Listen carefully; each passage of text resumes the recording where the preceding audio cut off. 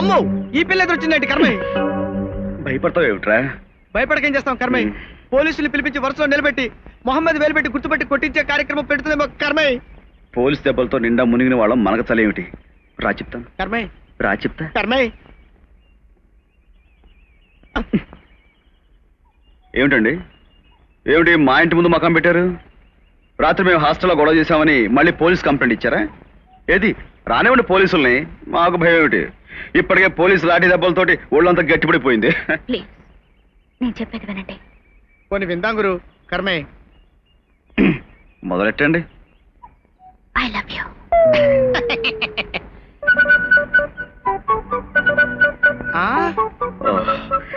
Congratulations Brahma. ఆ అమ్మాయి నేను మనస్ఫూర్తిగా ప్రేమిస్తున్నందుకు నా హృదయపూర్వక శుభాకాంక్షలు. నా వల్ల కదా కర్మయ్య, నా వల్ల కదా కర్మయ్య. నేను చెప్పేది మీతోనే. అర్థమైంది. అంత అమాయకుని కాదు. నా గురించి ఏం తెలుసుకున్నారని నన్ను ప్రేమిస్తున్నారండి? కళ్యాణ మండపానికి వచ్చినప్పుడు మీ సాహసాన్ని తెలుసుకున్నాను. పోలీసులు మిమ్మల్ని కొట్టేటప్పుడు మీ గుండె నిబ్బరాన్ని తెలుసుకున్నాను. ప్రేమించుకున్న ఒక జంటను కలిపినప్పుడు మీ వ్యక్తిత్వాన్ని తెలుసుకున్నాను. హాస్టల్కి వచ్చినప్పుడు మీ డేరింగ్నెస్ తెలుసుకున్నాను. హాస్టల్ గదిలో మీ స్పర్శను తెలుసుకున్నాను. ఆ తర్వాత నా మనసు నిండా మీరే ఉన్నారని తెలుసుకున్నాను. సంతోషం. మీరు నా గురించి తెలుసుకున్నవి చాలా తక్కువ, తెలుసుకోవాల్సినవి చాలా ఎక్కువ. నేను ఒక నిరుద్యోగిని, మధ్యతరగతి కుటుంబానికి చెందిన మామూలు మనిషిని. నాకంటూ కొన్ని బాధ్యతలున్నాయి. నా మీద ఆధారపడ్డ మనుషులు కొందరున్నారు. అందుకని నేను ఇలాంటి ప్రేమ విషయాలకి ఓ ఫర్లాంగు, వీలైతే ఓ మైల్ దూరంలో ఉంటాను. అది కాదండి. మీరు ఇంకేం మాట్లాడకండి. ప్రస్తుతానికి నాకే చిన్న ఉద్యోగం దొరికినా నేను దాన్ని ప్రేమించే పరిస్థితిలో ఉన్నానే కానీ మిమ్మల్ని. అవతల నాకు ఇంటర్వ్యూ టైం అవుతుంది, వస్తాను. Good bye.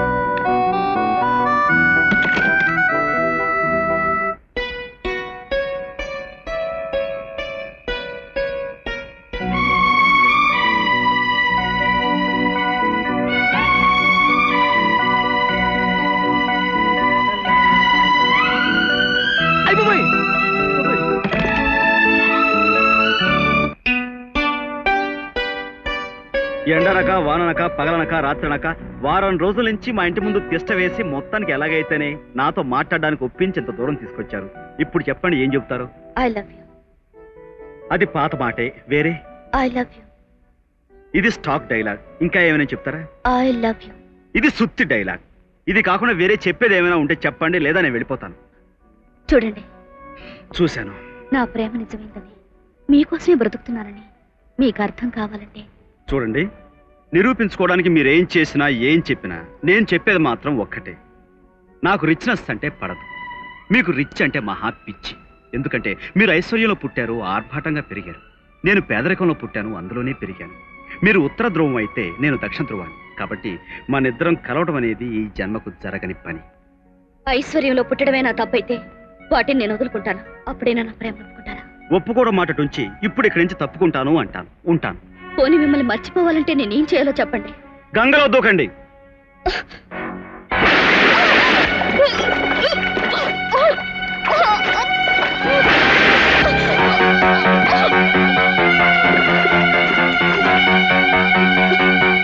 రేఖ, రేఖ,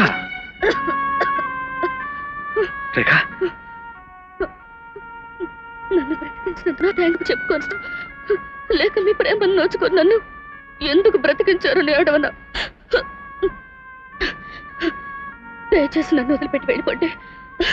ఇంకెప్పుడు మిమ్మల్ని ఏ రకంగానూ బాధ పెట్టను. వెళ్ళిపోండి.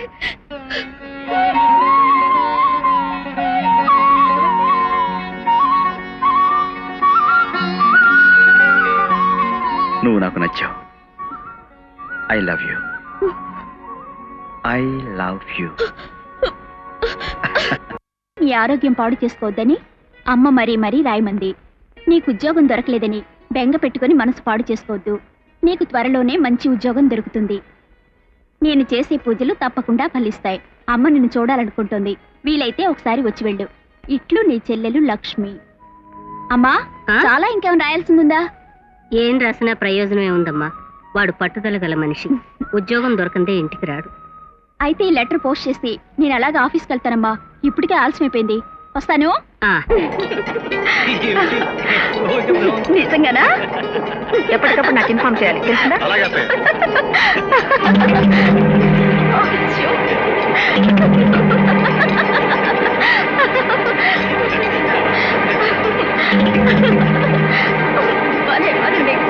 సో ఆ అమ్మాయిని నువ్వు ప్రేమించానంటావు.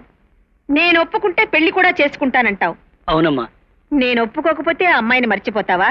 అమ్మా, మర్చిపోలేను అంటావు. సో బెంజ్ కార్లలో తిరిగే ఈ చాముండేశ్వరి దేవి అన్నీ మర్చిపోయి ఒక పూరి గుడిసెకు వెళ్ళి మీ అమ్మాయిని మేము చేసుకుంటామని అడగాలంటావు. అవునమ్మా. ఓకే గిరి, అత్తయ్య, ఆ ఇంటికి వెళ్ళడానికి కావాల్సిన ఏర్పాట్లన్నీ ఇచ్చేయి. అత్తయ్య కరెక్ట్.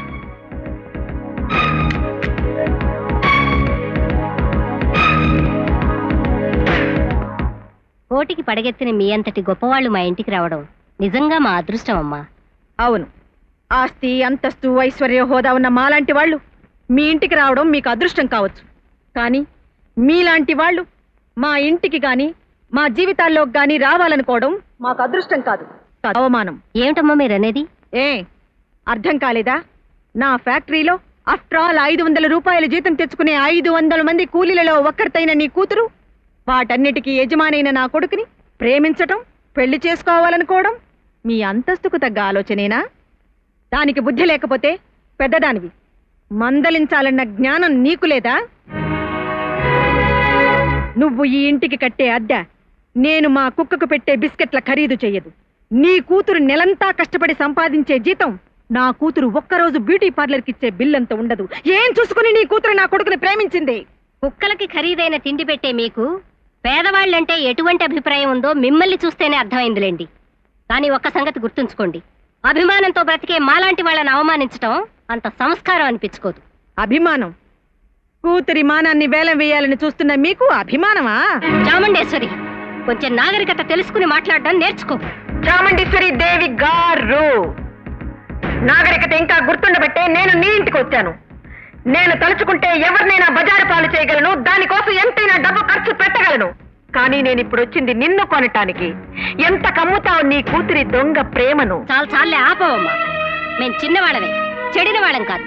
పేదవాళ్ళమే గాని నీలాగా పెదవి జారే వాళ్ళం కాదు. నీ దగ్గర బోల్డంత డబ్బుంటే ముప్పొద్దులా తిను, అంతేగాని సంస్కారం ఉన్న మాలాంటి వాళ్ళ మీదకొస్తే చూస్తూ ఊరుకో. ఊరుకోవా? నీలాంటి వాళ్ళని ఎలా ఊరుకో పెట్టాలో నాకు బాగా తెలుసు. రండి ఇన్స్పెక్టర్ గారు, రండి. ఇల్లంతా బతకండి. Search the house. అటు 50,000 రూపాయలు మీ అమ్మాయి దొంగతనం చేసినట్టు మాకు రిపోర్ట్. అందుకే ఈ ఇల్లు సోదా చేస్తున్నాం. బాబు, మేం పేదవాళ్ళం అయ్యుండొచ్చు గాని దొంగతనాలు చేసి బ్రతికే నీచమైన స్థితికి దిగజారలేదు. నా కూతురు అలాంటి పని చేసి ఉండదు. అవును సార్, నాకు అసలు డబ్బు గురించి తెలియదు సార్. ఇదేదో ఆ చాముండేశ్వరి దేవి గారు చేసిన పనే ఉంటుంది. చాముండేశ్వరి దేవి గారికి వెళ్ళి పర్లేదా? మీ మీద దొంగతనం మోపడం తప్ప. సార్, ఆ గదిలో 50,000 రూపాయలు దొరికాయి సార్. అమ్మా, ఇదేదో మోసం. నాకేం తెలీదమ్మా, నాకేం తెలీదు. నేను దొంగతనం చేయలేదు, నేను రాను. అమ్మా, నేనే పాపం ఎరగనమ్మా, డబ్బు నేను తీయలేదమ్మా.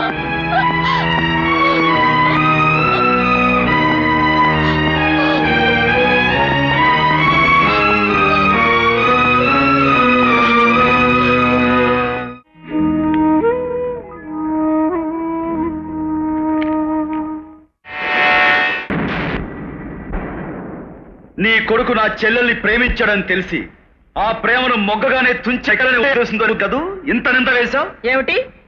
నా కొడుకు నీ చెల్లెల్ని ప్రేమించాడా? What nonsense you are talking? పెద్ద బాబు, అతని చెల్లెల్ని నువ్వు ప్రేమించావా? చెప్పు, అతని చెల్లెల్ని నువ్వు ప్రేమించావా?